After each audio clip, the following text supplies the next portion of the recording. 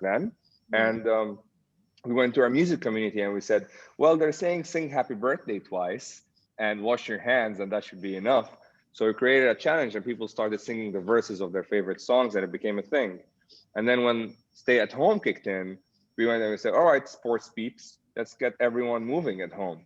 And that's how we started expanding the narrative across the board. So we started seeing more fashion, we started seeing more sports, we started seeing more gaming, we started seeing more music, more food, and that diversification kicked off. And in that period, we took a risk at saying, you know what, let's go heavy on education content. Education content, which is pretty much big on TikTok worldwide. We said, let's give it a chance here in MENA. And all of a sudden, we had people giving motivational advice, psychiatry, advice on how to stay sane during this period.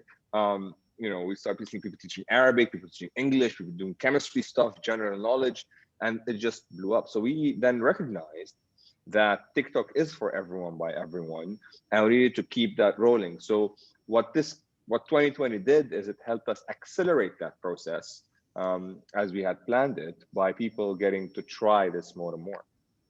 Fantastic. And do you think, I mean, you spoke about the education content taking off in MENA after it took off in other parts of the world. Are there any kind of content trends that are specific to the MENA region, or something that, took off in this region first as opposed to the rest of the world? So what really took off in a major way was general knowledge, in the sense of did you know? And people went very heavy on really celebrating the Arabic culture and where things come from. And that sort of picked up as a domino effect, as people thought, hey, if I do some research and come up with some interesting insights, I can become a creator. And that sort of was one of the things that we saw. Interestingly, though, we also saw doctors come on board. So we had a challenge called Ask the Doctor that did over 350 million views at the time. And what that saw is it saw great creators who are doctors come in to do amazing TikToks. So there's a very popular doctor called Nabhan Masri. So Dr. Nabhan uses complete TikTok formats of music with text on screen. So he'll put the question and then he'll just pop up the test as answer. Do you think this is how it's done? No, here are the myths that you don't need to believe in. And that sort of brought medical and then skincare, and then that sort of started kicking off. After that, technology really kicked off, and people started talking about strange things in tech as opposed to just unboxing. Do you know why there's 3 cameras on the phone? Let me explain that to you. And then that sort of started trickling as people started realizing, since they don't have 15 minutes to talk, they had to come up with one thing that was interesting. And that sort of triggered. Language is also another very popular thing. People teaching the context of a statement in a TikTok video, and how do you take your time versus Arabi khud waqtak masalan, and how that forms in what situation is another form of content that comes up. So we started seeing a diversification of that content. In that period, we also launched the TikTok Creators Academy, which was also education content on how to create content and how to become better at creating content vis-a-vis how to use the camera, how to use lighting, which angles for portrait, which angles for objects, what are the features that are available on TikTok, how can you use them? You don't need an advanced editing tool or editing skills. There are over 30 editing tools on TikTok that allows you to create content so easily. And that sort of exploded when creators wanted to do a lot of tutorial content on content creation, how to get ideas and so forth. So I think eventually what ended up happening is we started seeing a horizontal expansion of content. And I don't think there's one thing that's standing out, but if I want to group them, if I have to, it'll be the academics, language, math, science, and so forth. We'll look at general knowledge, we'll look at tech and creativity. And that's really interesting to see how people are finding ways to tell their stories on TikTok. That's really incredible. I think that's one of the things that is the most appealing about TikTok, is that it really doesn't require any kind of prior editing knowledge or skills or anything like that, and really empowers people to be content creators almost overnight. So that's fantastic. So from a personal point of view, those are some really interesting insights. But what about from an organization point of view? How have you guys seen businesses in the MENA region use TikTok to their advantage this year? So on the TikTok for business, there's been a lot of evolution. So we had to at first educate the market that you don't need to be ready to be on TikTok to be on TikTok. So that was sort of the earlier feedback. I don't think we're ready to be on TikTok. So there was very heavy efforts in sort of showcasing that one, TikTok is not just dancing. So you don't need to push your brand to do dance moves if you wanted to be on TikTok. So we had to really show them a lot of that. So what we ended up doing is there was an evolution in the how they use TikTok. So we had to educate and say, look, if you want performance-driven campaigns, here are the formats to do them. And feed ads. If you want to serve yourself, we have a self-serve platform, and you can take that and work with that. Now we're saying if you want to work with influencers, you can use #challenge, but you can also use our TCM, which is TikTok creators management tool, in order for you to find the creators that you want to use and then approach them and deal with them and get your stuff done. And then we moved on to say, well, we have a brand strategy team that can help you crack the idea. So if you're still unsure how you want to TikTok, our brand strategy team will help you do that. So you need to think about what you want to achieve.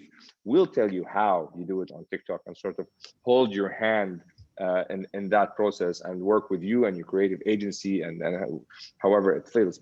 But not only, so we saw that with big brands. So we saw people like Samsung, we saw people like KitKat, we saw people like, Dettol and Lifebuoy, many brands sort of jump on this and get to that. And we saw amazing case studies where we ended up creating a song for brands. We ended up creating demo videos for brands. We ended up creating, all the infrastructure that supported their vision to get things done. And we're seeing amazing feedback from clients.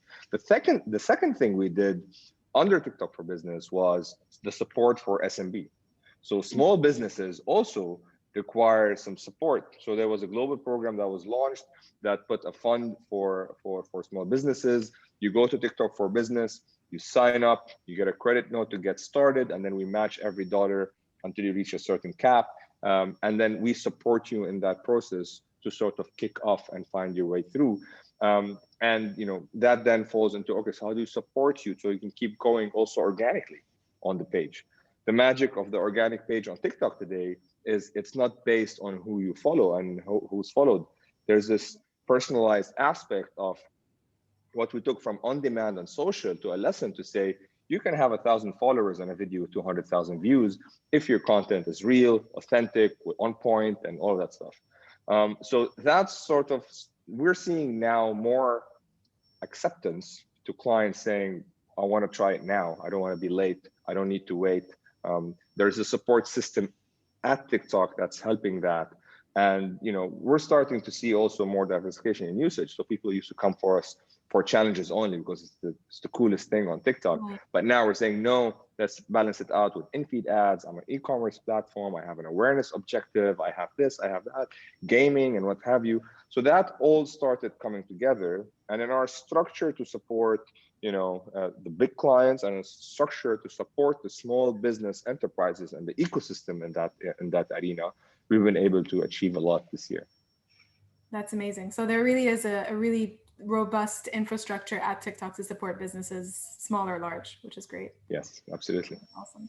So in terms of, I'm sure anyone working in PR would be really keen to know what is on the analytics side of things. So if I'm a PR pitching TikTok for a client, what can they expect to see in terms of results and measuring impact on TikTok? How does that work? So it's a very important question. So if you have an account on TikTok, right? So if you're a brand that's managing an organic page that's fueled by a PR narrative or whatever the situation is, in general, when you set up your TikTok account, you can activate what we call TikTok Pro. What TikTok Pro allows you to do is to say, hi, I'm an account and I create content in this category, whatever it is, entertainment, fashion, beauty, learning, what have you. You unlock the analytics dashboard, which is very much popular to whatever is out there in terms of looking at age, demographic, country, reach, most popular videos and what they're doing. So that's sort of the obvious part. The second obvious part is when we're working with clients and teaching them how to TikTok and how to balance their brand messages and balance their culture or bringing their character to life, we start talking about finding the narrative. And in the angle of finding the narratives and looking at what goes viral and what is mostly resonating, this is where we start looking and saying, this is where you need to measure your likes and your views. Don't measure your likes or your views per video, but Right. measure it per narrative. Mhm. Because if you're just going to come and say what you're selling, you're not doing TikTok, you're doing social. And we position ourselves very much as a short form video platform, not as a social media platform, for the simple reason of we don't have the social narrative. I don't have, hey, I'm today on the MEPRA Youth Forum. So it's not wrong. It's just we've chosen to exclude that narrative so that the feed and the ecosystem is focused on performance. So we start teaching you to say, if you're a fashion brand, do fashion 70% of the time, and 30% of the time, let's do challenges. Let's do fun facts. Let's bring characters to life in a way that brings. If you go to the Washington Post global account, that's a perfect example of how companies and brands can bring their cultures to life by using their people. And I'm sure in every single company, there's that one person that's a TikTok star inside. And we can use that person in order for us to sort of bring that and balance that out. And this is where we sort of start working with PR. On PR as well, we've been working on engaging the journalism, if you want, community in its various dimensions. One of the dimensions that's a little bit out of practice, or maybe not the key defined way of defining journalism, are podcasters. Podcasters are now becoming a new face or a new dimension of journalism in the fact of them covering certain points or certain subjects that are not necessarily covered in general media. And what we did is we started by creating a challenge called Discover Podcasts that allowed podcasters to come and say, hey, here's the story I talk about. I talk about science. I talk about music. I talk about social matters. I talk about certain topics that are missing in the journalism ecosystem overall. And we focus a lot on that because that's a new narrative. It's a first that's coming in. It's coming in a snackable way. And we have a lot of streaming services that are coming and say, hey, that's interesting. You're now uplifting that. This is going to impact my business anyway. How can we help? And it's sort of starting to activate the community on engaging a lot of parties in order for us to amplify, the narratives and through those people. Another part is working with people who are journalists to come and teach them how they can shift from Twitter to TikTok, and how you can go from typing text to standing in front of the camera and sort of passing your message. Also working with publishers as well, right? So we work with a lot of publishers to say, we're used to animating stuff and putting it on Facebook and Instagram. So how do we do it on TikTok? So we're teaching them how to do that. So find your star who's a TikTok in the heart, give him a ring light in the corner of your office, and start structuring your content in a way that can allow you to churn a lot of content in a very easy way, so that your effort is low, but your engagement and ROI on views is high.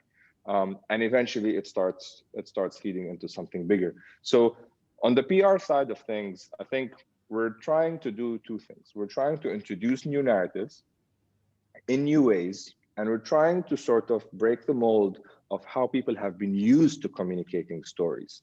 That's how we changed fashion. Fashion has always been used to be highly polished, highly edited, beautiful shot. We made it transitions, and we asked people to take off makeup instead of putting on makeup, and we made it music driven, and we made it, and everyone started knowing how to do transitions all of a sudden, and everyone became super editor all of a sudden. So in the context of changing narrative, if we want to talk to the PR community in general, we'll talk about, let's get on a table and let's talk about how we can change narrative from 150 characters to TikTok videos, from subjects that are not being spoken about to how we can bring that to life by who, to certain topics that we want to bring to life in different ways and how we can bring that to life. Music journalism is an art journalism, beyond just who or what everywhere and so forth.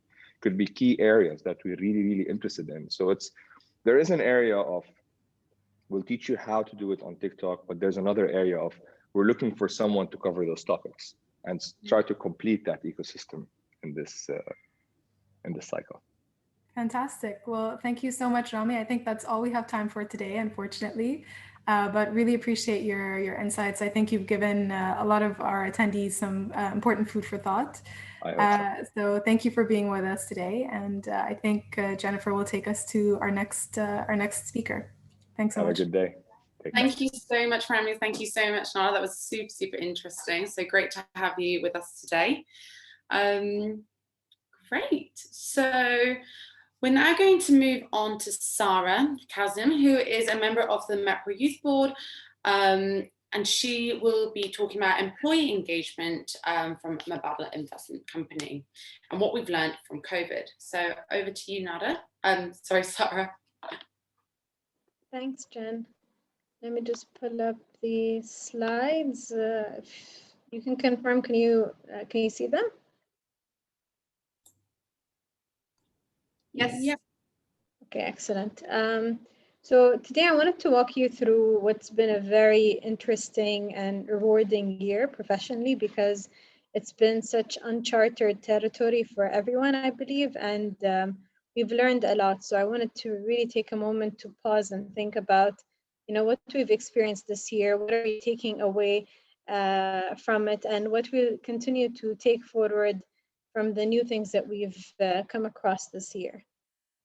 So just a quick reminder of what COVID has meant for us and our various entities. It's been a very unique experience that actually impacted the entire globe. It's not about a certain region. It's something that all companies have had to think about how they're going to deal with it and manage through it. In many ways, it caught us by surprise.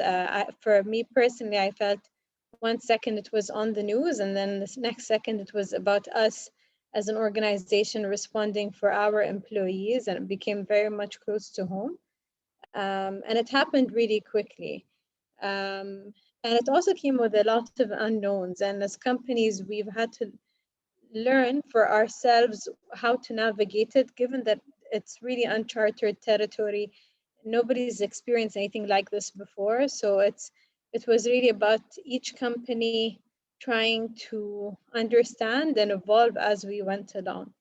So it's been, as I mentioned, very rewarding from a professional point of view. And I wanted to go through the key learnings that for me were the most valuable lessons from what we've experienced this year. And I'll just walk you through some slides next. But just to summarize here, communication continues to be extremely important. Having a regular pulse check on employees and employee sentiment, really understanding employees better. So it's not about going with a blanket approach anymore. It's really understanding the subgroups and how to support employees. And how do we behave virtually? Like all companies, I think, have been using digital channels for a long time, but when it's your only channel, what does that look like, and how do you utilize it to serve your objectives? And finally, just venturing in new territory, and I'll talk more about that in a bit. So in terms of communication, the first area I wanted to cover, so the approach that we took was to communicate proactively and regularly and transparently. It's always been a principle that we've had, but it was really put to the test during COVID, and it was about giving employees the facts as and when we got them, giving them clear guidance on how we're handling the different milestones and the different health guidance we're receiving from the country, giving them a chance to escalate or ask questions or get more information. So we wanted to make sure employees are equipped and are very clear on what support the company has for them, where they can go to for more information. And this has been something that we've tested a lot along the way, and it's been received very positively by the organization. The second thing I wanted to cover is about keeping a continuous pulse check on employees. So we run an annual engagement survey like many companies do, but this year, because of the extent of the change, we didn't have the luxury of just running one survey because the landscape changed so quickly over such a short period of time. And every couple of months, we were responding to sort of a new reality. Initially, it was the complete working from home, and then we moved into partial return to work. And even now, I think we're still entering into new phases that we need to learn more about. So as the vaccines become available, what does that look like in terms of employee return back to the office, employee performance, and even a forward-looking point of view in terms of what kind of policies the companies will start to adopt, given the how successful remote working has been in many cases. And I want to share just a snapshot of some of the pulse surveys that we did. So you see here that we've done one every couple of months. So in March, in July, etc. And each one was about what phase of the experience that we were in as an organization. And one of the things I wanted to highlight here is you can see the response rate started to increase from survey to survey. And I'd like to attribute that to asking the questions that matter to employees at the right time.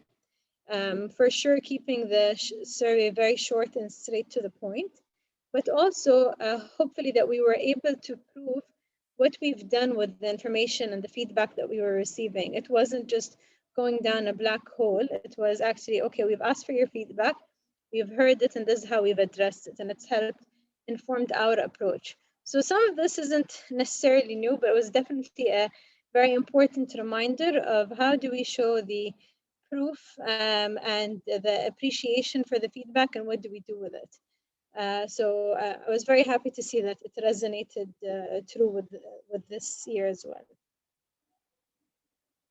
So I also mentioned earlier getting to know our employees better. It was really important to acknowledge that employees will be in very different points of the change curve, from how they are personally responding to COVID, be it because of their self-readiness, be it because of their personal dynamics.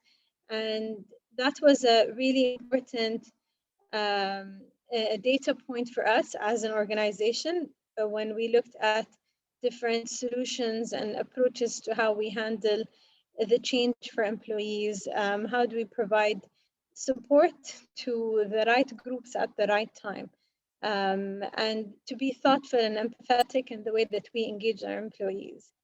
And I think this is something that we will have to continue to do well, and even better. The one size fits all approach is not going to work as we move forward, and actually it ends up being very well received. So the more we are able to understand our employees, the more empathetic we come across as an organization. And the way that we did this is I mentioned the pulse surveys that we did as an organization, but also we worked very closely with the leadership and the heads of the teams and the line managers to understand the different employee dynamics. And we also worked with our engagement network members to get their feedback about and test out different approaches and ideas that the organization is exploring to understand how they would resonate with employees. And last but not least, we worked with our human capital department to also understand the different employee subgroups. And through this approach, we're glad to see that through the feedback channels that we provided to employees, it was very well received. Employees felt very well supported by the organization. And when we started to return back to working from the office, people were understanding and supportive of the return, and felt that the company had really addressed their needs. And as I mentioned, we had to learn very quickly about lots of new channels, and also how to utilize some of our existing channels and engage employees virtually. And I'm just going to walk you through some of the key things that we did and will hopefully continue to do as an organization. So given that we can't have our physical events, we had to very quickly think about how do we provide updates to employees about the business. in a different format. And we engaged our leadership, including our CEO, to actually have more FaceTime with employees virtually, give employees the channel and access to ask questions and understand more about how we're responding as a business, how we're performing. And it was actually very beneficial to do that throughout the year, given how much change the organization and the entire world saw really. And we also introduced leadership Majlis updates. So this was a completely new platform for us. We've never done a session like this before, but you know, we explored different technologies and we were able to get our leaders to give it a try. At the beginning, we positioned it as a Ramadan leadership Majlis and got to have their participation, and actually it was very well received with employees as well. So this is where I think we sometimes get maybe too comfortable with the ways of working that we're used to and that have been working well for us, but there sometimes are other ways that we haven't yet tried out, and this year gave us the chance to do that. And we also extended a lot of our existing channels and reutilized them to provide additional engagement opportunities for employees. So we always had our intranet and our workplace, which is our internal social media platform. And this year we really leveraged it to promote different activities and allow employees to connect when they couldn't connect physically like they used to before.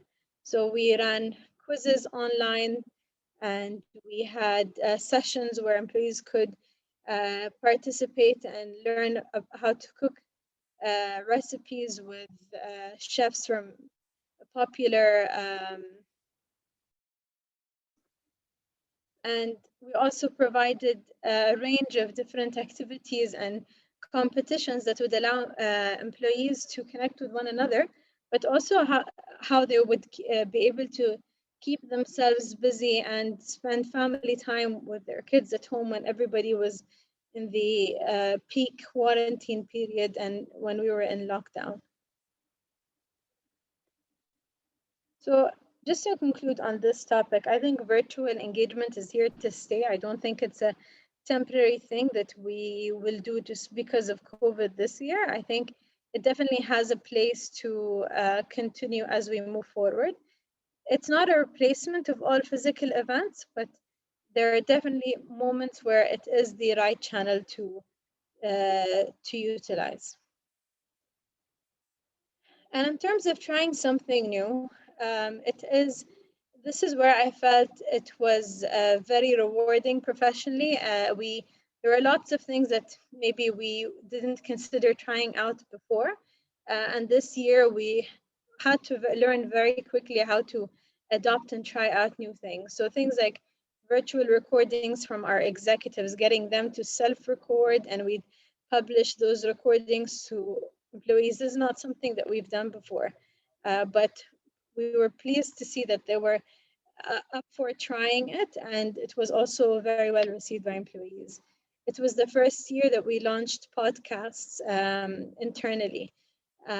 We've done the virtual forums that I've mentioned. So this is all about, you know, how do we not get too comfortable with what we already know and what we maybe has been working well for us, but how do we explore new things without having something like COVID force us to do that? And just really to close up here, it's important that we don't forget the basics, and they continue to be a part of our approach with employee engagement, even in a year like the one we experienced this time. So the key principles that I wanted to reiterate are the importance of staying close to leadership, continuing to recognize employees, and measuring throughout. So in terms of leadership and staying connected, they are the ones that need to, that make the big decisions for the organization, but we also need to play a role to provide them with the employee voice and the employee sentiment. So as part of employee engagement, it's important to stay true to that process and continue to be that voice for the employees so that the leaders can understand the data, the employee sentiment as they make the big decisions. And we did this through a number of ways. So we had our leadership meetings, which we moved to a more regular format. We saw improved attendance because we now had virtual options for participation. So those who were in different locations were still able to join. And we saw continued participation from leaders and actually increased participation throughout. This is just a very quick snapshot of a dashboard. It's the importance of how do we package data and relay it back to leadership so that it can help them inform their decision making. And this was just also a reminder, we share with leaders that employees are at different points of the change curve. They are at different places of readiness, and it's important that they are aware of this and thoughtful about it as we navigate this very unique experience and time for employees. The second area I wanted to touch on is around recognition. So employee recognition is a big part of employee engagement levels. And regardless of whether we can be together physically or virtually, it's important that that sentiment of recognition continues. There are lots of ways that this can be done, whether it's through social engagement activities, like I mentioned, that happened on workplace in our case, and allowed employees to feel recognized on a more regular basis through the formal recognition program. It's important for such a program to continue even in times like these, but also especially in times like these, because that's when employees need that additional boost and encouragement. And finally here, recognizing even at the department level and giving them that sense of pride and something to be, that moment of pride and something to be appreciative of. And I touched on this earlier, but just to reiterate quickly, it's the importance of measurement throughout. So not just the pulse surveys, it's about getting the feedback from people on the ground, getting the feedback from the events that are run, from the whichever internal channels that you have, whatever data that you can use to see what has been working well and feed that into the approaches. And that's all I had to share today, and I hope some of this resonated. Thank you. Thank you, Sarah. That was brilliant. Just before we continued, just a reminder, there is the chat box, there is the Q&A box. So if you do have any questions, please feel free to drop them in there. And we do have a little special shout out we've seen on the attendees list. This year's Young Communicators of the Year, Amna and Omar. So a little congratulations from us today. It's great to have you with us. And now I'll be passing on to Hanisha, the Vice President of the MEPRA Youth Board, who will be going over our white paper, which is being released next year. Thank you, Jen. Just waiting for the slide. Thank you. So earlier in Q4, so around September, October, the MEPRA Youth Board launched Talent Barometer. This is a survey to just help us understand, as part of our larger initiative, what is it that young professionals in PR and communications in the Middle East find most challenging, and where do we see the opportunities? So while we're going to publish the larger results as part of a white paper next year in about Q1, we thought there was some interesting results that we'd like to share with you just as a sneak preview. So point number one, one of the results that we saw was the number one reason for us to work in PR and communications is for us to really have the opportunity to work with leading brands and industry leaders. This is the thing that pushes most of us to join PR and comms. It's good to know that we ranked salary as the least important factor to motivate us to join PR. But it's really about working with big names and inspiring leaders.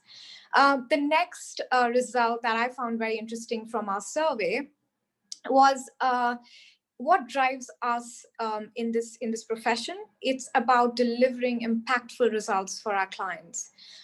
So there is a lot of opportunity that we see to enhance the measurement metrics that we use in order to demonstrate to business and the leaders that we are here as PR and comms to deliver ROI. So it's a huge scope, again, to increase the value that we demonstrate going into 2021 as well. The third result from our survey was we as PR and comms think that we have the most opportunity to upskill ourselves in videography, particularly video editing. We think at the moment that we are weakest as far as video editing is concerned. So I'm sure there's a lot of us who are going to, join some online courses next year to just get us up to speed on this particular front. We think that video is really important to increase a brand's share of voice in PR. And what is it that we consider ourselves strongest in? No points for guessing. It's our writing skills. So next point that I found very interesting about the survey was, in PR and communications, we think that teamwork is the most critical soft skill. All of us should have great interpersonal skills. I think working with teams, stakeholder management has really been something that has helped us all come through stronger from this year and to be able to deliver some great campaigns for our companies. So teamwork is something we really think is very critical for all of us to nurture even going into next year. The next point is, what do we consider to be the most important deciding factor when we want to switch our jobs? It's got to be work culture. PR and communications, young professionals in this field, we really consider work culture to be very, very critical when we need to decide if the next job is meant for us or not.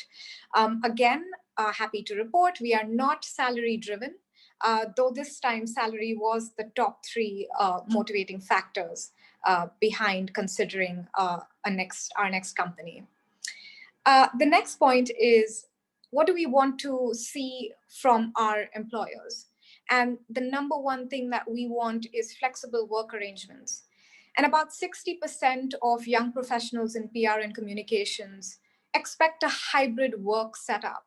So partly in office and partly remote, whether it's out of a cafe or whether it's out of our homes. So 60% of us want a hybrid work setup. And I think that's not going to change. I don't see us returning back to the office full time. And if our employers want to keep us motivated, they'd want to understand what flexibility means for each of us, because flexibility does not have the same definition for each person. And finally, how did we think COVID impacted us in PR and comms the most? What most of you voted for was that it took a toll on our mental health, and also we felt the impact hugely from a salary perspective. So while we had to give it our all, work under huge pressure to deliver campaigns for our brands during the lockdown, post-lockdown, and the stress that comes with it, we did it while knowing that we were not getting our full salary. So that's been the top 2 aspects where we felt COVID impacted our industry the most. But what I found very interesting in the survey results is that 11% of us do want to reconsider this profession. COVID has made us rethink if we want to continue working in PR and comms. This sort of coincides with a recent survey that we at Michael Page did with our job applicants in the Middle East. And about 20% of job applicants actually told us that they're willing to change their function, their sector, just because they want to look out for new job opportunities. And this could be a reason, this could be due to redundancies that they faced. So I think in the region, I mean, and even across the world, we're looking at the world of work becoming more liquid, where, switching between industries and sectors and switching our career field altogether is becoming more of a reality. And yes, I just like to close on that. I hope this gives you a lot of food for thought. And we will get into a deep dive of our Talent Barometer survey next year when we launch our white paper in Q1. So see you then. Thank you. Thank you, Hanisha. Yes, I'm very excited for the beginning of next year and to finally reveal our white paper. We do have a couple of questions in the chat box, but if everyone can send through their questions while we have the speaker on, that would be amazing. But I'm now going to pass over to David, and we are going to be doing our quiz. Thanks, Jen. Can I just say first off, what a fantastic first half of this event we've had.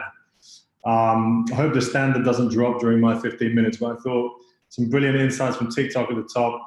Great stuff going in from Sarah, from the Badla, and then more to come next year with our Talent Barometer survey from Hanisha. But some great insights there. Clearly, some people weren't being particularly genuine when they said that salaries weren't that important. Maybe that's just my opinion. So we've got a quiz. Obviously, what better way to celebrate the end of 2020 by doing what everyone has been doing through the whole year anyway, a nice Zoom quiz. If you guys have joined before, you know the format. You listen to me drone on for a bit, and there is a prize at the end, 500 dirhams Deliveroo voucher. This time round, slightly different in terms of the software. So I'm just going to share my screen now. You guys will be able to see. As Jen had said at the top of this session, if you've all signed up to kahoot.it, kahoot.com, you just need to go to that website. You can do it on your phone and type in, if you press the button for play and you type in this pin, then you will be able to join this game and we can start the quiz. Hooray, right, here we go.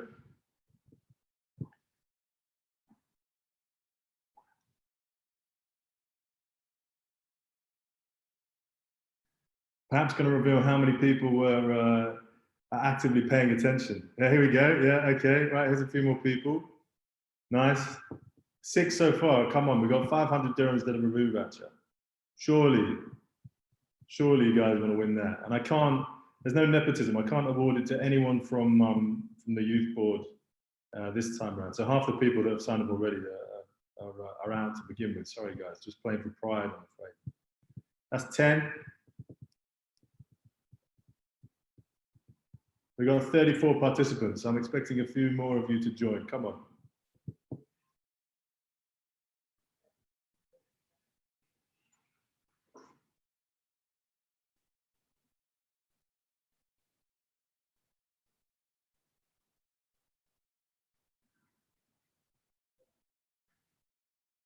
$13, $12. Oh, someone's dropped out. Okay.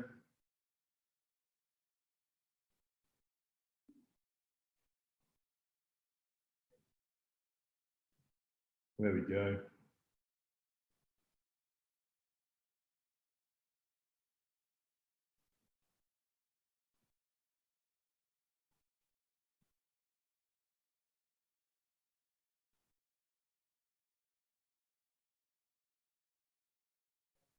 $17, okay. Try and get a few more.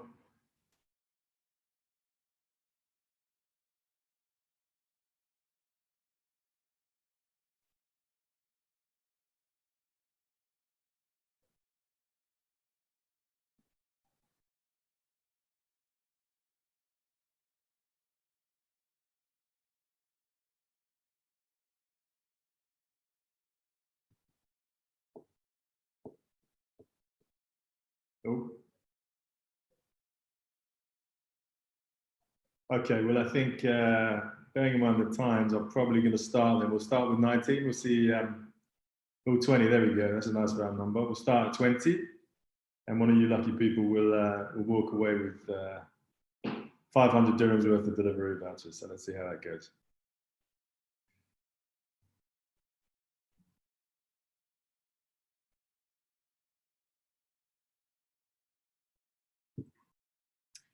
Okay, so one of the big winners from this year, e-commerce. So by roughly how much did Amazon's stock price increase from last December until this December? 4 options: 50%, 30%, 25%, and 40%. Here we go.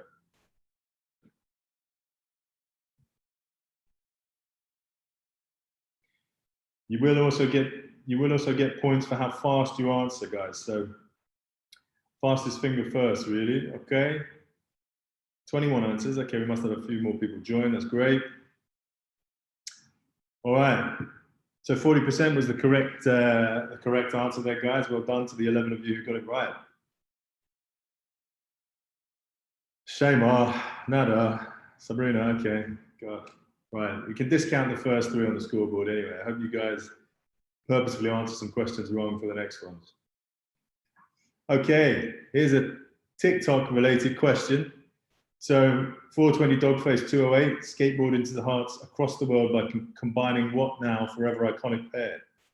Coca-Cola and Snoop Dogg, Ocean Spray and Fleetwood Mac, Del Monte and Frank Sinatra, or the classic Al Rawabi and Cher?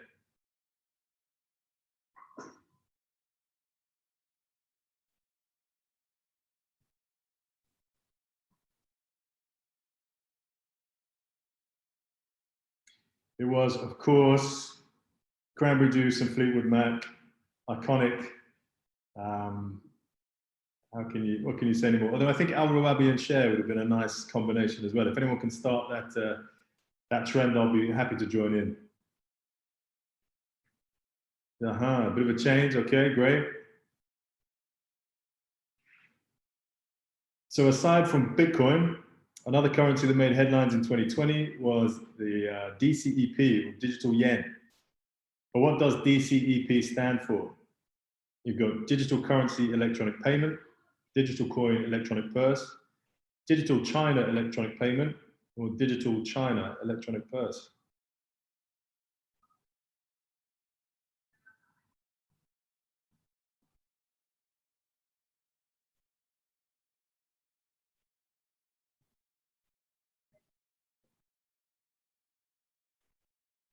All right, digital currency electronic payment.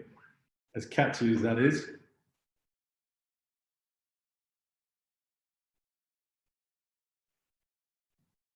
Look at that, you're on fire, SM, amazing.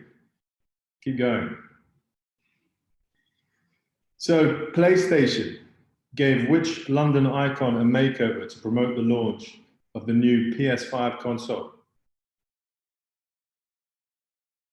Quite recent news, this one. And you'll note there's a few answers here that are kind of UK based. I'm sorry for that. You have to ask what you know.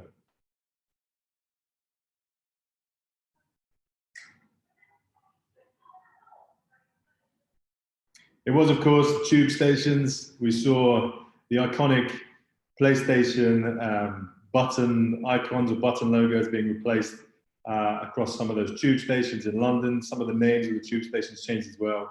Huge buzz across social and in the press as well. Very clever campaign. Ooh, it's holding up. There's a bit of a gap opening up there, is there? Question 5. So the UAE recently announced approval of a COVID vaccine. What is the name of the chosen manufacturer? And they're, I think, 80% effective vaccine. You know, bit of a jab and fingers crossed, I guess. 19 answers.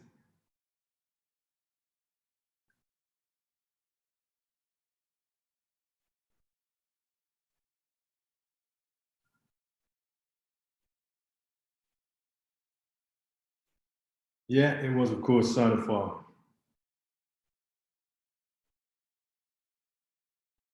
Okay, change at the top. Question number 6.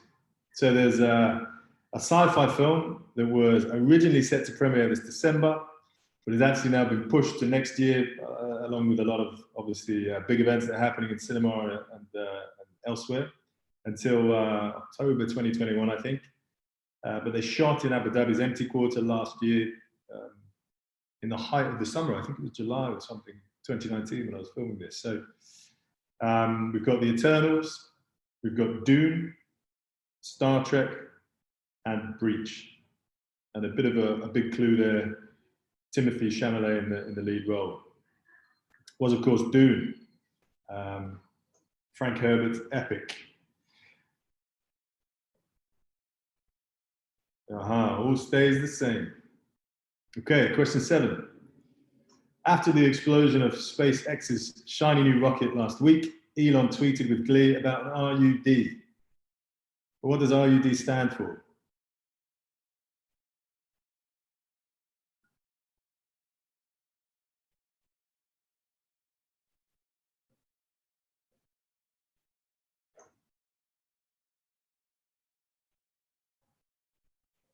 And these are the ships he believes are going to take us to Mars. So let's hope that they iron out a few of these teething problems before then. Convinced he got all the data he needed. Yep, RUD stands for Rapid Unscheduled Disassembly, or an explosion in layman's terms.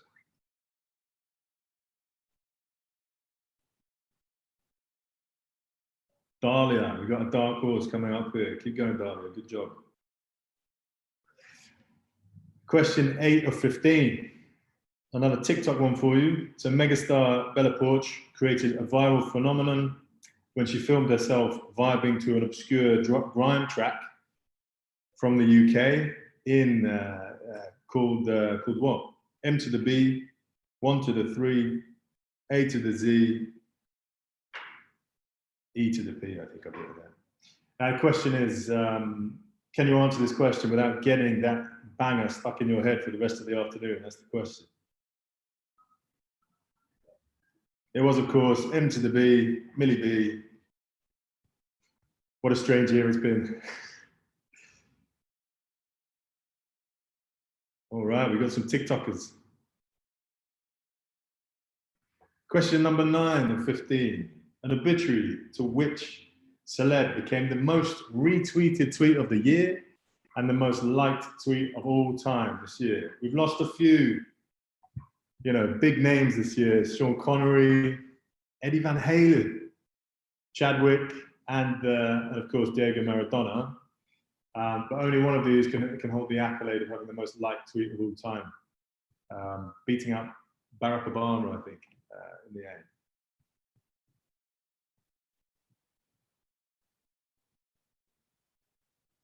It was, of course, Chadwick, Wakanda Forever, and he leaves with the accolade of having the most liked tweet of all time, most retweeted tweet of the year.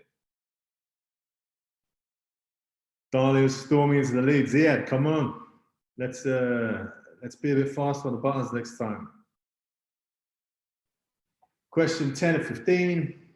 Which name after Donald Trump and Joe Biden was mentioned the most this year on Twitter? Was it Kanye? Was it George Floyd? Was it Diego Maradona? Or was it Kobe?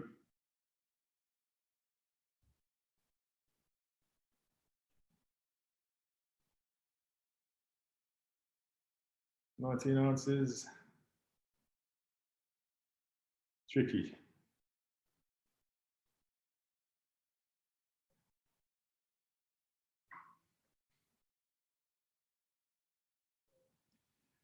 Was, of course, George Floyd and the Black Lives Matter movement, the biggest social movement we've seen for a long time. So George was tweeted the most after these politicians. Change at the top. SM comes into, the mysterious SM comes into the lead. Question number 11 of 15. What was the name of the very popular, 62 million streams, Netflix original that made chess sexy again? Was it A, Knight's Charge, B, Bishop's Finger, C, Queen's Gambit, or D, King of the Castle? Spent a lot of time coming up with these fake answers, as you can tell. Apart from Bishop's Finger, which is a great beer back from the UK. 20 answers taken, okay. I'm sure everyone's got this right. If anyone's got this wrong, you need to go and watch it. Who got it wrong? Knight's Charge. Write in the messages if you got it wrong. You need to go and watch the show. Very good. Okay. Next. Okay, we've got a few coming at the bottom. Elias and Myrna. Keep it going, guys. All to play for still. Question 12 of 15. In March, Zoom claimed to have how many daily meeting participants using its service? 100 million, 300 million, 50 million, or 250 million? All big numbers. And actually, originally they said 300 daily users and then been called out for inaccuracy of data. Because obviously a user would be unique, and the meeting participants, they can have multiple meeting participants in a day. It was 300 million that they claimed and came out and said, and then retracted and then put out as meeting participants. So that's incredible numbers. Okay, some change at the top. SM is just dominating. This is great, okay. Question 13 of 15. In April, Instagram launched, Facebook and Instagram launched their small business sticker to support small businesses in the wake of COVID. How many times was it used on stories? If you guys have been paying attention to the networks releasing their end of year statistics, obviously a few of these figures and a few of these questions will look familiar to you. 47 million, 98 million, 25 million, or 34 million. 19 answers. All right, it was 47 million.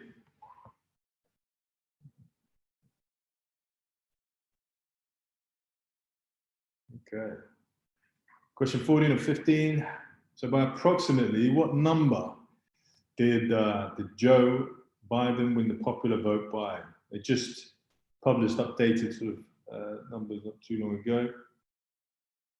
5 million, 7 million, 3 million, or 10 million?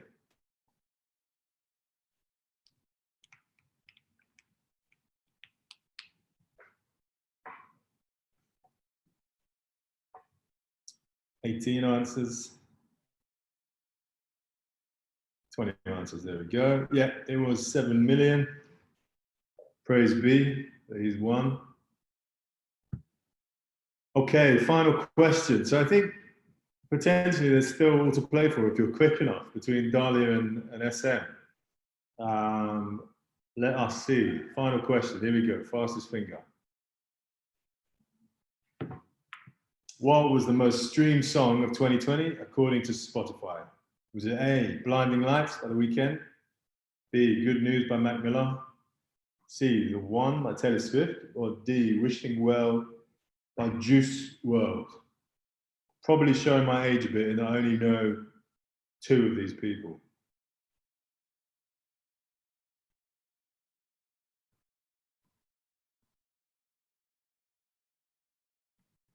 $19 answers for the final one. What we get? Blinding Lights by The Weeknd, of course. Whoever that is. Okay, so now we find out who the winners are. This is great. Don't have to calculate anything. Elias, third. Dahlia in second, which can mean there's only one. Breaking the 10K points total as well. SM.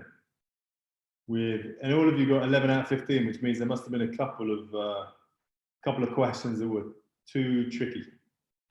Anyway, so SM, whoever you are, congratulations for winning. Enjoy your delivery vouchers, and thanks all for participating. Thanks, Dave. The mysterious SM. Well, congratulations. That was another challenging quiz hosted by our quizmaster, Dave. I'm now going to hand over to Shaima, who is going to have a quick Q&A about creativity in comms amidst a crisis. Hi everyone, let's just check if we have Maha over here.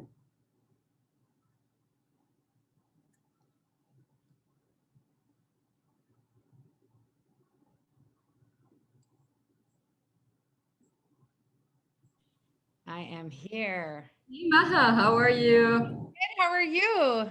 Good. I am super excited to have you over here today. Me too. I'm really excited to be here. And what a fun quiz. I'm Yeah, like trying to make sure I get the answers right. Yeah, and Dave is the master of our master of quizzes. Anyhow, so people don't know, Maha is the person who grabbed me into PR over 10 years ago, and she's my mentor. She almost told me everything I know about PR, and I'm super, super excited to have you with us today. So great to be here. Awesome. So let's dive straight into it and talk about the elephant in the room. So in your opinion, how do you think the crisis of COVID has impacted comms and PR over the last year generally?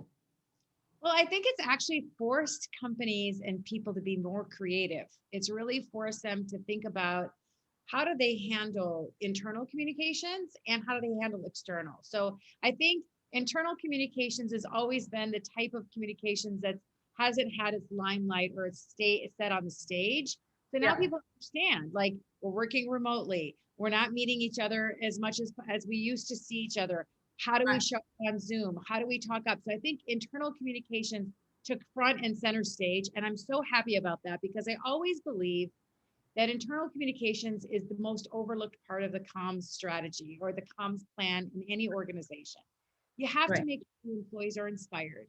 You have to make sure that they're informed. You have to make sure that they understand, like, how are decisions being taken? How is our business changing because of COVID? So the internal communications piece is one of the biggest kind of aha moments that I think got its like well-deserved place in the standing of communications because of COVID. All right, and you've worked with a lot of C execs and like PR pros. So how did you find brands take on creativity in the middle of COVID crisis? I mean, we've seen some brands being a little bit hesitant and shy to speak out, and others were very verbal and creating trends. So how did you see that? Which ones were more visible to their audiences? Yeah, I mean, I can give you a lot of different examples of how brands have been really creative during the pandemic. Like it's really comes down to two things. How can they find new ways to connect with consumers? So how do you have to adapt your communication strategies to really make that connection? And how to be more relevant? The key right now is relevance. You don't want to be doing something that's not relevant with what's really happening in today's market. So it's about balancing that short-term objectives and the long-term objectives. So big companies like Ford, like they were making cars and they're like, back in the day, back in the World War II, like they used to use their production lines to make military equipment. They started making ventilators. So like thinking about how can you be a part of this crisis in a good way? How do you find that balance to make your brand more relevant for consumers, find a way to make more connections with consumers? And so the companies that handled crisis communications well figured out how to be relevant and putting the people first before profit. Yeah, and how important was it for brands to shape this kind of creative narrative? I mean, would we be able to blame those other brands that were more of silent and quiet, that they've missed the chance, or was it relevant to the kind of brand or the kind of industry they were in? Yeah, I mean, we saw that a lot with like, especially like in some of the companies that we watch as the US, like when Black Lives Matter happened, they're like, should we dip our toe in the water? Should we not? Should we say something? Should we not? Like, basically you need to follow your brand and your company values. You know, really lean into, you know, your values and really expressing those in a time of crisis is to remind people who you are. A crisis really reveal like who you really are, like what do you really stand for? So I always talk about adding value. So try to find ways to add value to the conversation, how to make yourself more relevant. So it could be many things. Like I see some of the trends in communications, making it more personal. How do we go direct to consumer? Even in the way that we communicate through our digital platforms or through the press, how can we be more direct to helping the consumer solve a problem that they have? Adaptability, like finding out what's the best way to adapt. Sorry, that's my dishwasher making noise. and figuring out how to really adapt to what's happening in the market to ensure that you are being relevant and timely in your message. And then think about the way that companies are acting right now. Think about your own behavior. How have you changed as a consumer? So you're digesting things differently, you're shopping differently, you're engaging through, you're treating your home differently. Like, how many of us have now had to put our home on a pedestal? Like, we really got to make this a space we love. Like, IKEA did some really cool communications just to make people love their home and how to make their most of your home, if it's big or if it's small or if it has flaws, like how to just really kind of embrace this moment. Yeah, right. And speaking of which, we've seen a lot of spikes in emotional shopping. And people buying other products that they wouldn't buy before. So does the emotional status of audiences affect the kind of narrative that brands put out in the times of crisis? Absolutely. I mean, think about it. How many more tracksuits and sweatpants and jogger sets did you buy this year that you didn't buy before? Right?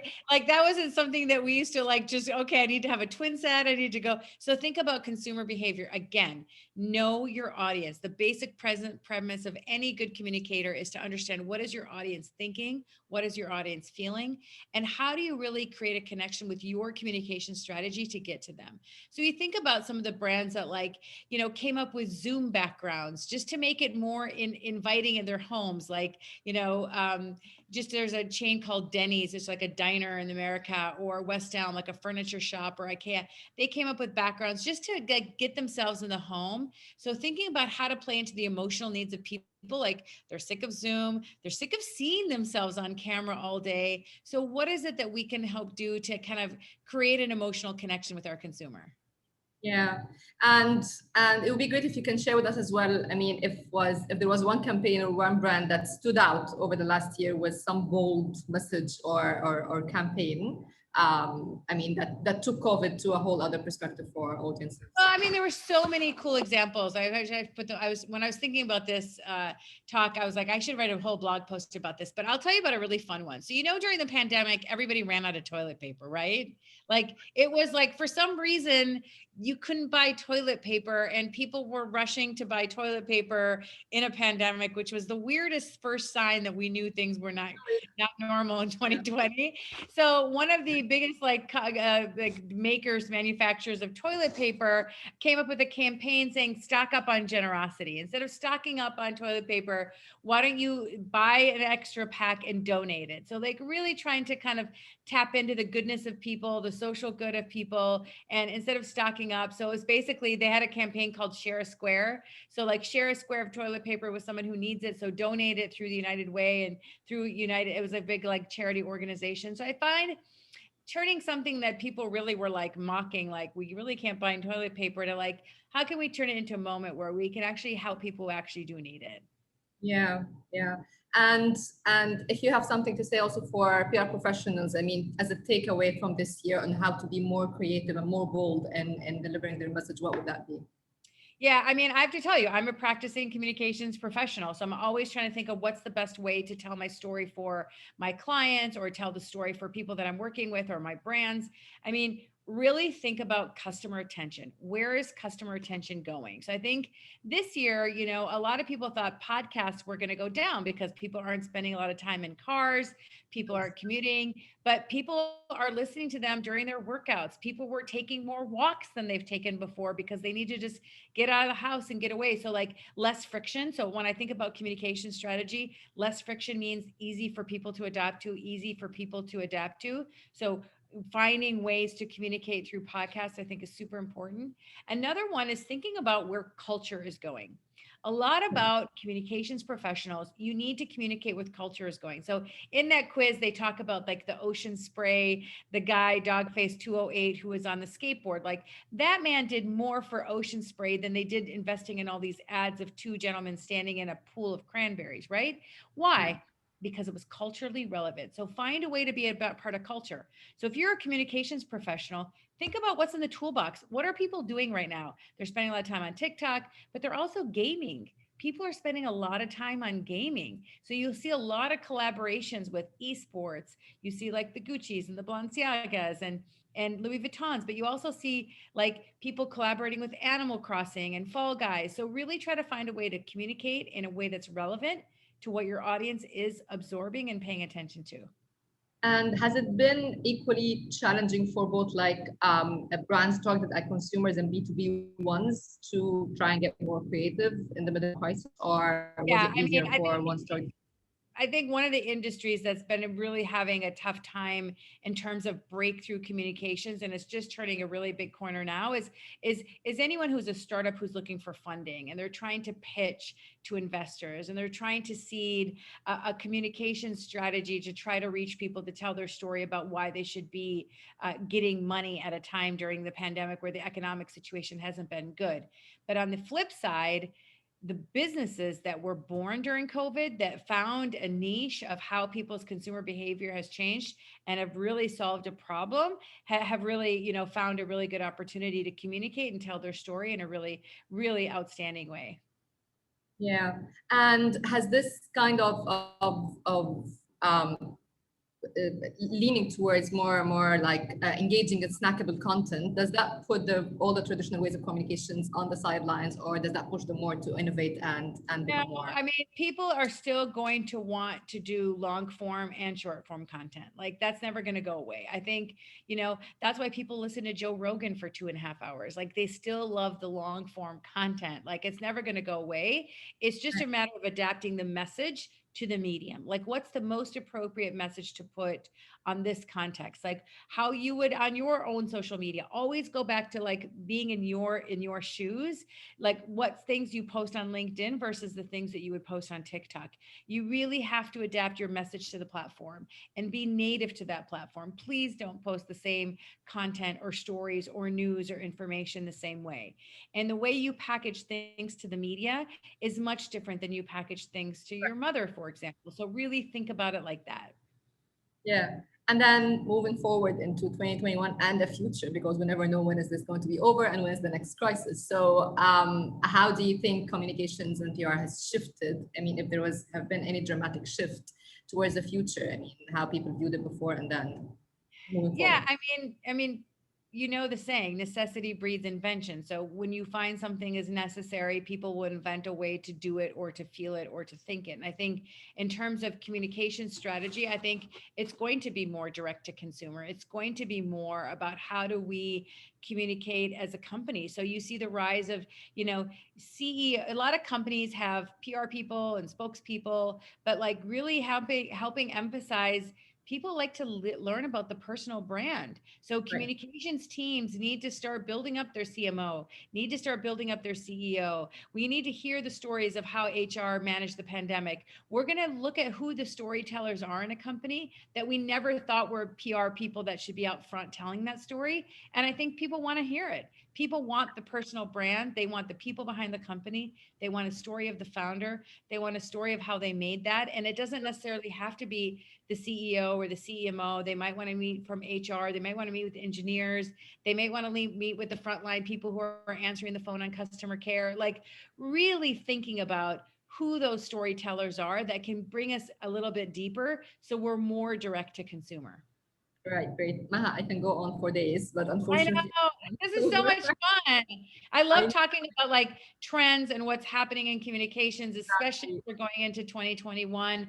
What did we learn from 2020? How are we going to pivot for next year? I mean, she got me thinking. I'm going to put but maybe I'll do a podcast about it. That's not going to be the last time we have you with us.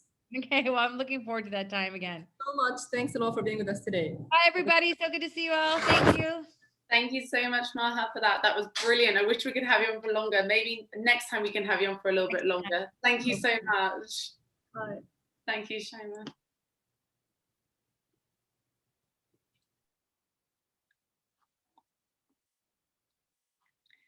Super. And for the last panel, which is 2021, we're ready for you. And I'm going to be joined today by Mandy Keegan and June Park from the communications team at Expo 2020 to discuss the predictions and how key factors for the communications industry will evolve and affect us in 2021. Mandy and June, I think, are just going to come through shortly.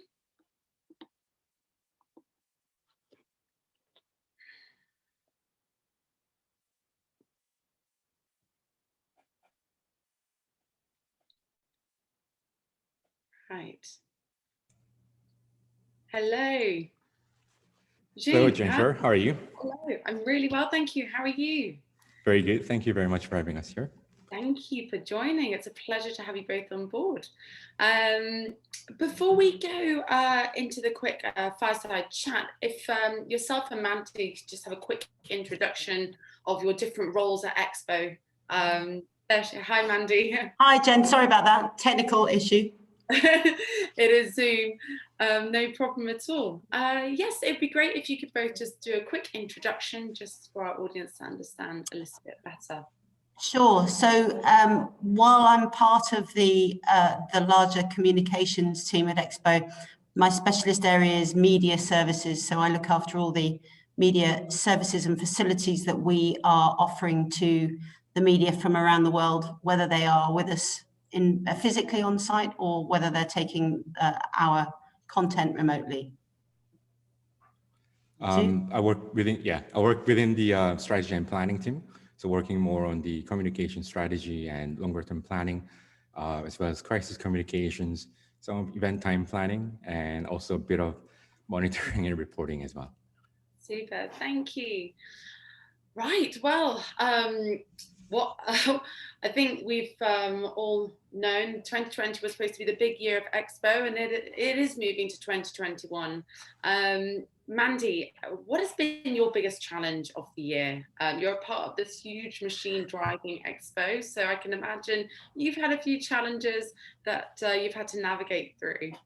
We have, Jen, and it's been an incredibly tough year for all of us. But when faced with postponing one of the biggest events in the world, it's a tough decision that involves many stakeholders and many different departments, bearing in mind, of course, that we have more than 190 countries involved in our Expo. It's not just us in the UAE. So the pandemic combined with the postponement has made us focus very much on how we need to adjust our operations and planning to make sure that we get the right environment for our visitors and participants and make sure that everybody can come feeling confident and comfortable with their safety. And of course, the safety of the visitors and everybody involved is the top priority. So we've been doing a huge amount of contingency planning for whatever 2021 might throw at us, to make sure that we've underpinned the ability for our event to go on even more successfully than before had planned. We've also been using the time to prepare an even better experience. And I think one of the important elements from our perspective is that we've looked more at the opportunities around virtual integration and virtual participation. So it's been fascinating. Just to add on to it, I think just to add on to some of the bits that Andy mentioned, I think communicating about the postponement was indeed one of the biggest challenges across the communications team and for Expo as well. First of all, it's not been done before in 170-year history of World Expos. So we were kind of trailblazing our way through it. In the beginning, we had quite a few countries affected by COVID pandemic, and they've been calling for us to make a decision on postponing the event. And actually, the decision isn't actually Expos to make. It requires a 2/3 majority from the BI General Assembly, the governing body of World Expos, which can take a couple more months to actually fall through. So on one hand, you have about 2 to 3 months of gap between people calling for postponement and us actually able to give them confirmation that we are indeed postponed. And on the other hand, we have a couple hundred stakeholders that we need to manage as well. And that just creates a lot of space for misinformation and speculations as well. So yeah, trying to overcome that was quite interesting experience. So yeah, we worked on a very robust strategy to make sure we nail our messaging, that it's very clear, unequivocal, and key element here was making sure that we are also aligned with our stakeholders as well. So we spent quite a bit of time briefing the stakeholders in advance so that they're also comfortable and aligned with our messaging and approach as well. And even after the initial announcement of the postponement, we worked quite closely with different stakeholders, participating countries and our corporate sponsors to make sure we are continuing to communicate about our key messaging and trying to fill the void to avoid speculations or misinformation.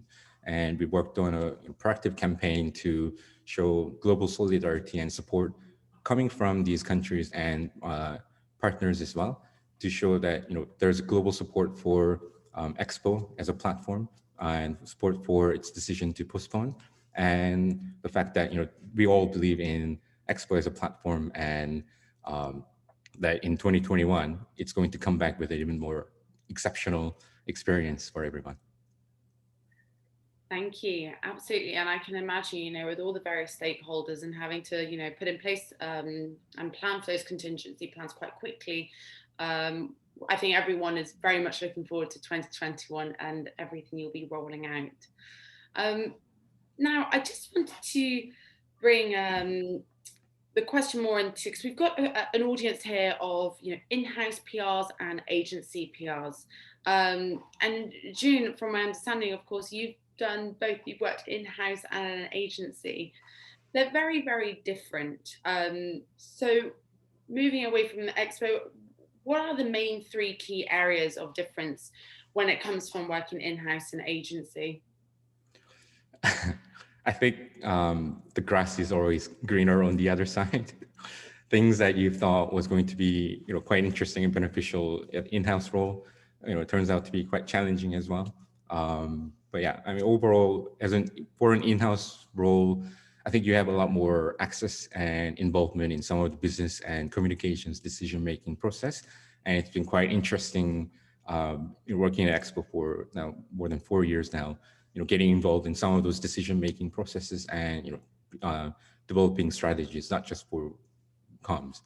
And also while working in an agency role, I think in general, you have a lot more exposure to different kinds of clients and different types of industries as well. And also more exposure to different kinds of communications that you do, whether it be from public affairs to government relations, stakeholder management, all the way to consumer comms and crisis comms. So yeah, I think they're both quite interesting. And yeah, and I think at Expo, it's been, I don't know if I can say that it's going to be a very typical in-house role as well, because we have quite a lot of different offerings and stuff that we can talk about. Coming all the way from a great visitor experience, all the way to more serious topics like climate change, water, opportunity, mobility, and so on. So there's quite a variety of topics, quite a variety of communications activities that we do as well. And overall, I think, yeah. At Expo, we have a combination of both internal and agency experts like June, and I think that adds a real innovation to the whole approach of PR and comms, which I find fascinating as an outsider looking in. Yeah, also, like, speaking of the agencies, I think we have a very strong team of agency staff working with us side by side. And I think we're all quite committed to the vision and the goal of Expo, and we're all working hard to make sure that it's a successful and exceptional experience for our visitors and participating countries. And it just feels like we're not really dealing with an agency. It's more about they're working as a part of wider Expo family. So it's kind of hard for me to make a proper assessment about in-house role. No, that's really lovely. And I love how you touched on the point of it being like an Expo family. You're all working towards an end goal together to really make 2021 the year for, I think we've all been hoping for. But it was very interesting to kind of get a bit of more of an insight into the ways of working. As you say, it's not just your traditional in-house team. It's a big machine with multiple moving parts and stakeholders. Now, as we enter 2021, I can imagine you're going to continue to be extremely busy. We have a number of younger generation of PRs here. And, well, we will be releasing our white paper in Q1. But, as we look towards the year ahead, what would, the key learnings would you take forward, and what advice would you give to the future of PR generations as we go into the new year? Well, it's quite a big question. And yeah, I think 2020 has been quite a challenging year for everyone. I think there's been quite a lot of uncertainty about where the world is heading, uncertainty about the direction that the PR and communications industry is heading as well, and also at a personal level, I think quite a bit of uncertainty about our own job security and job opportunities as well. So yeah, I think it was indeed a very, very challenging year indeed. But I think it was also like a good opportunity for us to kind of reflect on and think about some of the things that we can look forward to in 2021 as well. So yeah, I think one would be, trying to be flexible and open to new opportunities as well. I think there's a convergence of communications and marketing. So we can't just do communications alone. And media outlets themselves have major social media presence as well. And some of them are even social media influencers themselves as well. Yeah. So you can't really avoid it. So I think having firsthand experience in things outside of your immediate job description is quite important for next year. Drafting on your own social media posts to developing your own website contents as well. I think those are all going to be quite important. Second, I think data is going to be a lot more important next year as well. It's been quite challenging. I think it's becoming more and more challenging to actually get a cut through with our messaging and to actually reach our audience, in an authentic and genuine way as well. And one thing that can really help is insights and data. So, being able to read and interpret market research data, and even social, digital, and communications analytics as well is going to be quite important. And third, I think would be having a better understanding of some of the business and management decision-making process. Communications at the end of the day can't really do much if the business isn't walking the talk as well. So having a better understanding of how the business works will enable some of the communications professionals to influence some of the business decision making and to make sure that the communications campaigns actually stick.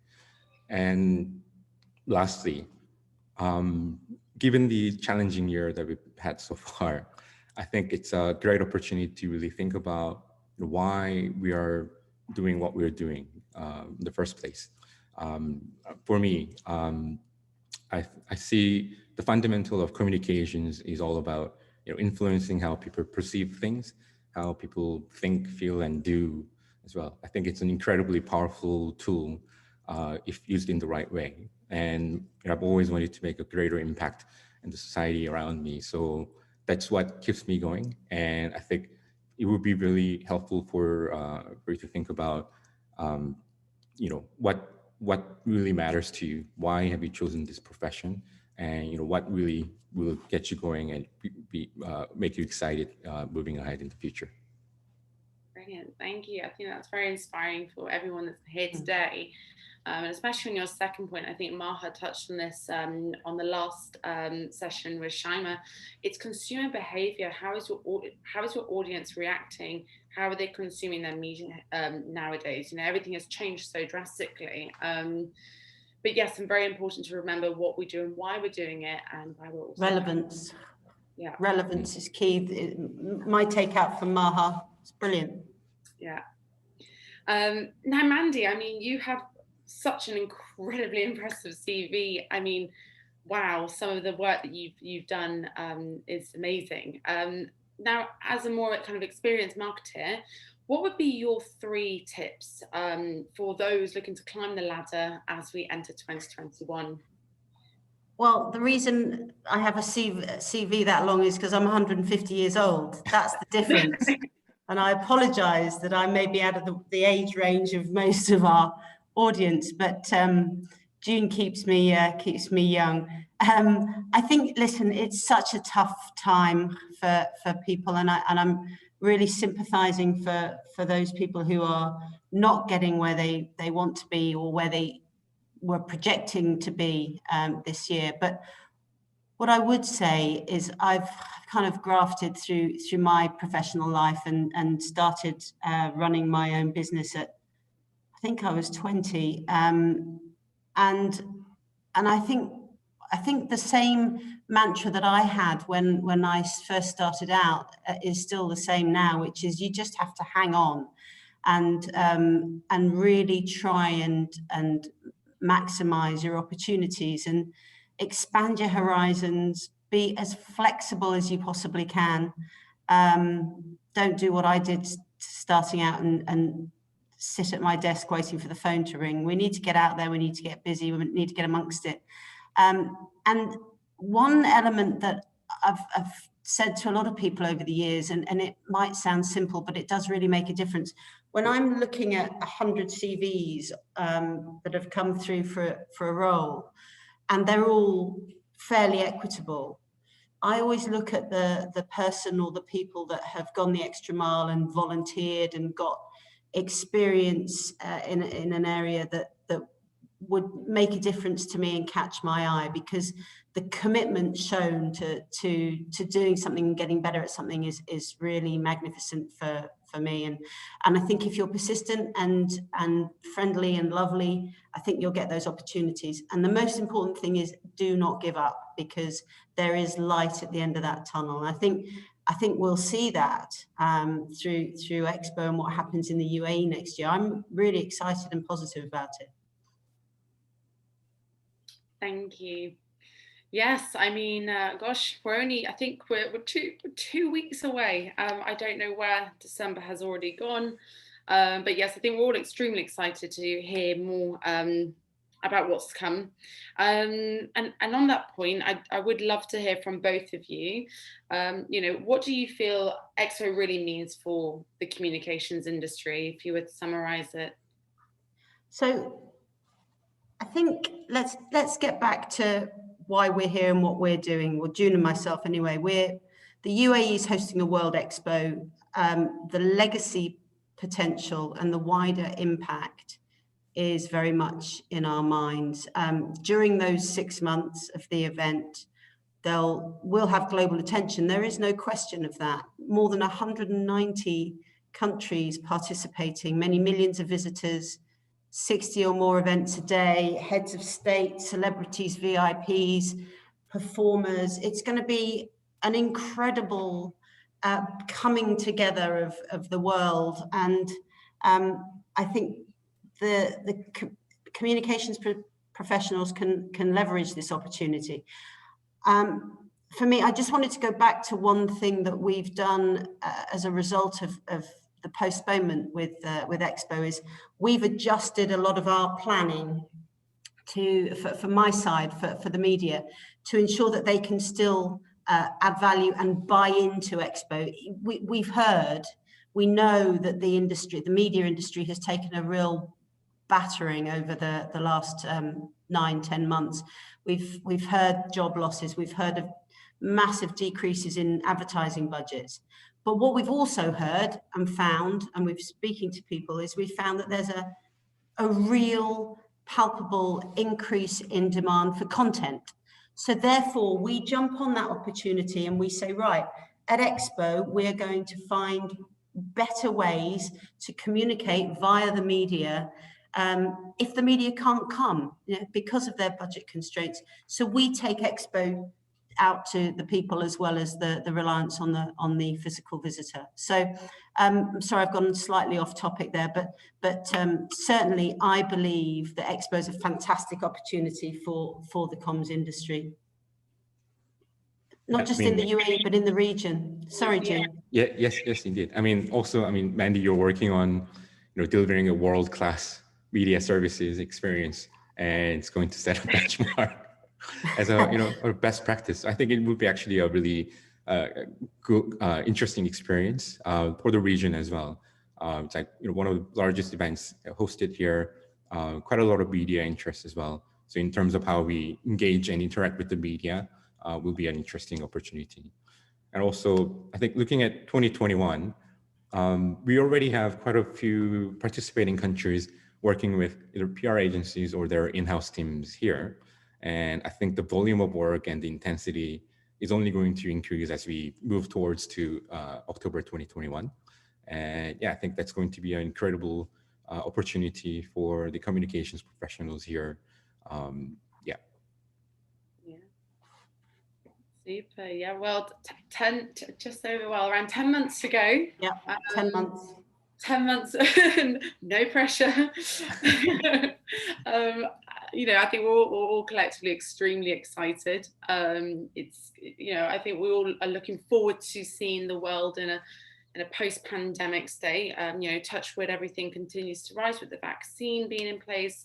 Numbers are low, so we're keeping all crossed for a very successful 2021. And it's been a real pleasure to have you both with us today. I know there will be a number of participants and guests who will take all this on board and find it incredibly insightful and valuable. So I just want to thank you both again so much for your time today. Our pleasure. Thank you. And good luck, good luck, everybody.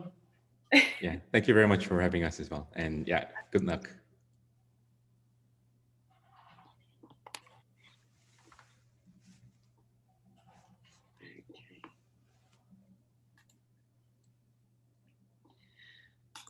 Super.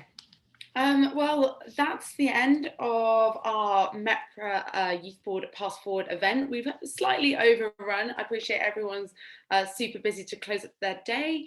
I just want to say thank you all for joining us. Thank you to our speakers, to the board and our guests for today's event. I think there's been some really interesting takeaways from the impact of TikTok in the social world, and really remembering that, you know, they played a very pivotal role in the beginning of the pandemic.